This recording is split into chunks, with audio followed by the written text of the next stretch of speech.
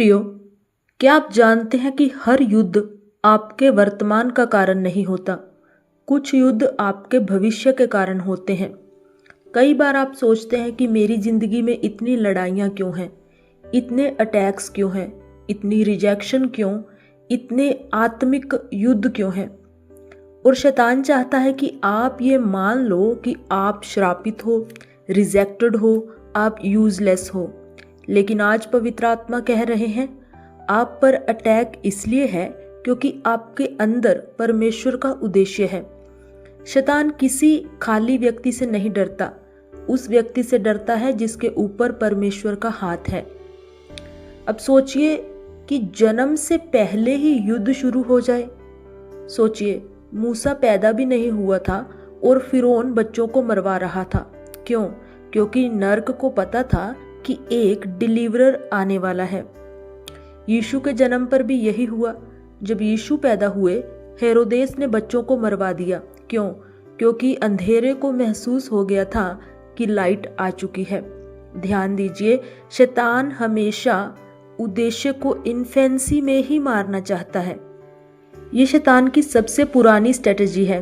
वह अक्सर उस चीज पर हमला करता है जो अभी पूरी तरह दिखाई भी नहीं दी। क्यों?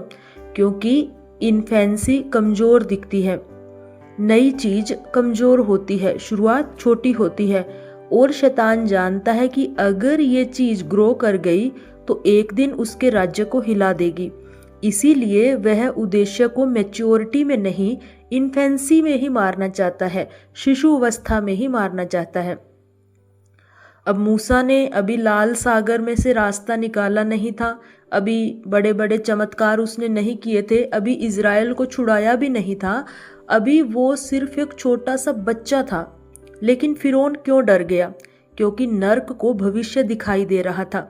निर्गमन 1 में आदेश दिया गया, हर इब्रानी लड़के को मार डालो। ध्यान दो, अटैक बेबी पर था। क्यों? क्योंकि शत्रु जानता था अगर ये बच्चा बच गया तो एक दिन बंधन टूट जाएंगे। तो उद्देश्य शुरू में कमजोर दिखता है। एक बीज को देखिए, वो छोटा होता है, कमजोर दिखता है, लेकिन उसके अंदर पूरा जंगल छिपा होता है। इसीलिए शैतान शुरुआत पर हमला करता है। यीशु के जन्म के बारे में अगर हम देखें तो अभी यीशु प्रचार भी नहीं कर रहे थे, कोई चमत्कार भी उन्होंने नहीं किया था, वो बहुत छोटे थे। फिर भी हेरोदेस ने बच्चों को मरवा दिया। क्यों? क्योंकि अंधेरे को महसूस हो गया था कि एक राजा आया है। ध्यान दीजिए, शैतान हमेशा उस चीज को नाश करना चाहता है जो भविष्य में उसकी हार का कारण बनेगी। कई लोगों के उद्देश्य इन्फेंसी में ही, शिशुवस्था में ही मर जाते हैं। क्यों? क्योंकि लोगों ने मजाक उड़ाया, रिजेक्शन मिली, सपोर्ट नहीं मिला, फेलियर आ गया, डर आ गया और उद्देश्य शुरू होने से पहले ही खत्म हो गया। लेकिन बाइबल में हम क्या देखते हैं? कोई चोर खाली घर में नहीं घुसता। अटैक्स प्रूफ होते हैं कि आपके अंदर कुछ वैल्यूएबल है। यूसुफ के साथ क्या हुआ? उसके भाइयों ने नफरत करी, गड्ढे में डाला, वो गुलाम बनाया गया, उस पर झूठा आरोप लगा, वो जेल में डाला गया। इतनी सारी प्रॉब्लम्स यूसुफ के जीवन में ही क्यों? क्योंकि उसके अंदर एक भविष्य था और उसके भविष्य में एक बड़ा उद्देश्य था। उत्पत्ति 37 अध्याय में हम देखते हैं कि यूसुफ सपना देखता है और उसके बाद क्या शुरू होता है? एक वारफेयर, एक आत्मिक युद्ध। ध्यान दीजिए, जब तक सपना अंदर था कोई अटैक नहीं हुआ, लेकिन जैसे ही यूसुफ की डेस्टिनी रिवील हो गई, युद्ध शुरू हो गया। कई बार आत्मिक अटैक्स इस बात का संकेत देते हैं कि आप सही दिशा में बढ़ रहे हैं। उसके भाइयों ने सोचा कि अब उसको गड्ढे में डाल दिया तो सपना खत्म, लेकिन परमेश्वर गड्ढों को भी उद्देश्य तक पहुंचने की प्रक्रिया बना देते हैं। यूसुफ समझ नहीं पा रहा था कि यह सब क्यों हो रहा है, लेकिन स्वर्ग समझ रहा था। अब यूसुफ को जेल क्यों जाना पड़ा? क्योंकि पैलेस की तैयारी हो रही थी। अगर वो सीधा राजमहल पहुंच जाता तो उसका चरित्र तैयार नहीं होता। सुनिए, प्रिपरेशन हमेशा पेनफुल होती है, तैयारी हमेशा दर्द देती है, लेकिन उद्देश्य तक पहुंचने के लिए तैयारी बहुत जरूरी है। दाऊद के जीवन में जब हम देखते हैं तो शमूएल ने दाऊद का अभिषेक किया। अब सोचिए कि अभिषेक के बाद होना क्या चाहिए था। दाऊद को सिंहासन पर होना चाहिए था, लेकिन हुआ क्या? उसे रिजेक्शन मिला, जंगल में भटकना पड़ा, शाऊल उस पर हमला करने लगा, उसे अकेलेपन में रहना पड़ा, गुफाओं में छुपना पड़ा। क्यों? क्योंकि अभिषेक आने के बाद आत्मिक युद्ध शुरू होता है। शाऊल दाऊद से डरता था क्योंकि अभिषेक उसको दिखाई देने लगा। जब परमेश्वर का हाथ किसी पर होता है तो कुछ लोग बिना कारण आपसे अनकंफर्टेबल हो जाते हैं। वो एक्सप्लेन नहीं कर पाते, लेकिन याद रखिए, अंधेरा हमेशा रोशनी से परेशान होता है। यीशु के जीवन में जब हम देखते हैं कि बपतिस्मा के बाद स्वर्ग खुला, आवाज आई, यह मेरा प्रिय पुत्र है, और तुरंत बाद यीशु जंगल में परीक्षा के लिए ले जाए गए। अब ध्यान दीजिए, पब्लिक अफर्मेशन के बाद प्राइवेट वारफेयर आया। क्यों? क्योंकि शैतान हमेशा आइडेंटिटी पर अटैक करता है, पहचान पर हमला करता है। शैतान ने यीशु से कहा, यदि तू परमेश्वर का पुत्र है तो। आज भी शैतान यही करता है, हमसे ये सवाल करता है, अगर परमेश्वर तुमसे प्रेम करते हैं तो, अगर तुम्हारे पास बुलाहट है तो, अगर तुम चुने गए हो तो। वह हमारी पहचान पर हमला करता है। यीशु ने कोई पाप नहीं किया था, फिर भी उन्हें जंगल में क्यों जाना पड़ा? क्योंकि जंगल तैयारी का एक ग्राउंड है।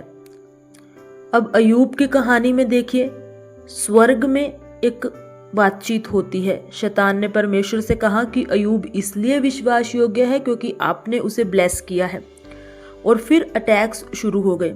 ध्यान दीजिए, अय्यूब नहीं जानता था कि स्वर्ग में क्या चल रहा है। कई बार हमारे आत्मिक युद्धों के पीछे ऐसी आत्मिक वास्तविकताएं होती हैं जो हमें दिखाई नहीं देती।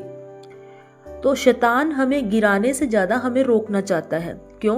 क्योंकि अगर आप खड़े हो गए तो कई लोगों की जिंदगी बदल सकती है। सोचिए, अगर मूसा हार मान लेता तो इजराइल गुलामी में ही रहता। अगर एस्तेर डर जाती तो यहूदी राष्ट्र पूरी तरह से खत्म हो जाता। अगर पतरस पश्चाताप न करता तो पिन्तेकोस्त के दिन कौन प्रचार करता? यीशु ने पतरस से कहा, शमौन शमौन, शैतान ने तुम्हें गेहूं की नाई फटकने को मांगा है। लेकिन फिर यीशु ने क्या कहा? कि मैंने तेरे लिए प्रार्थना की। ध्यान दीजिए, यीशु ने ये नहीं कहा कि तुम गिरोगे नहीं, उन्होंने कहा कि तेरा विश्वास न घटे। क्यों? युद्ध को जीतने के लिए विश्वास जरूरी है। तो आपके अंदर शायद कुछ ऐसा है जो नरक को परेशान करता है।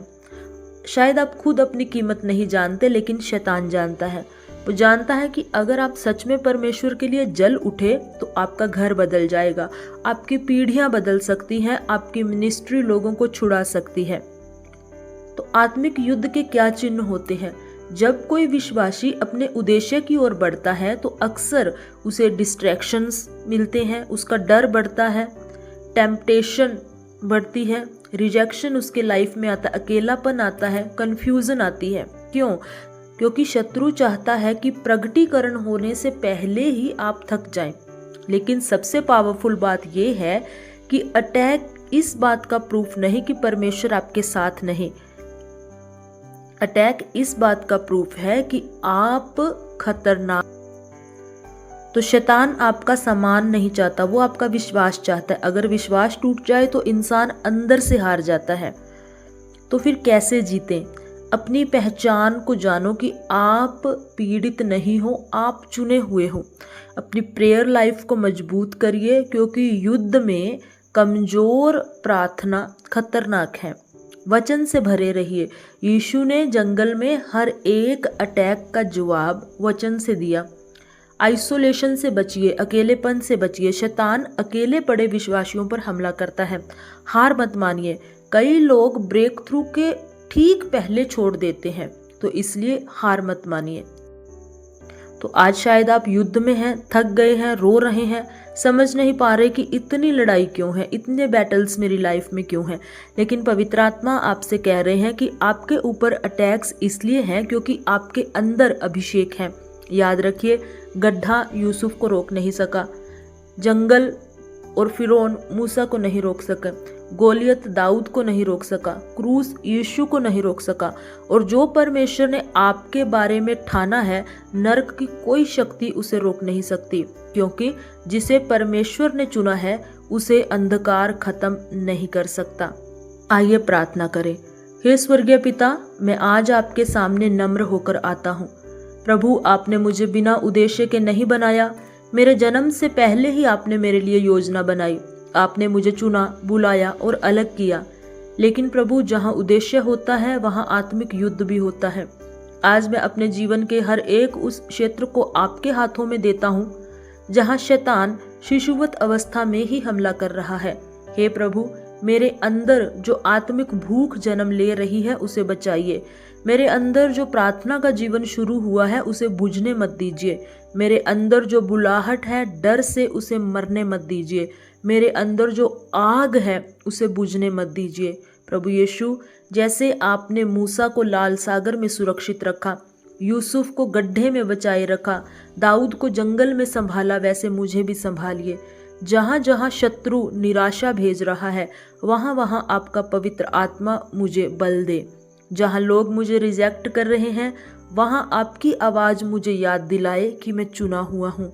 जहाँ मैं टूट रहा हूँ आपका अनुग्रह वहाँ मुझे थाम ले। हे प्रभु, मेरे उद्देश्य को शिशुवस्था में मरने मत दीजिए। मेरे सपनों को जिंदा रखिए, मेरे विश्वास को मजबूत रखिए, मेरी आत्मा को आग से भर दीजिए। मैं यीशु के नाम में डिक्लेयर करता हूँ कि मेरी बुलाहट जीवित रहेगी, मेरी प्रार्थना का जीवन बढ़ेगा, मेरा विश्वास नहीं टूटेगा, मेरा उद्देश्य सही समय पर प्रकट होगा। कोई अंधकार परमेश्वर की योजना को रोक नहीं सकता। और प्रभु, जब तक मेरा उद्देश्य पूरा ना हो जाए मुझे अपने हाथों में सुरक्षित रखिए। मैं हर डर, हर कंफ्यूजन, हर स्पिरिचुअल अटैक को यीशु मसीह के नाम में रिजेक्ट करता हूँ। मैं विश्वास करता हूँ कि जिसने मुझे बुलाया वो अंत तक मुझे संभालेगा। यीशु मसीह के सामर्थी नाम में मैं प्रार्थना मांगता हूँ। आमीन। God bless you all.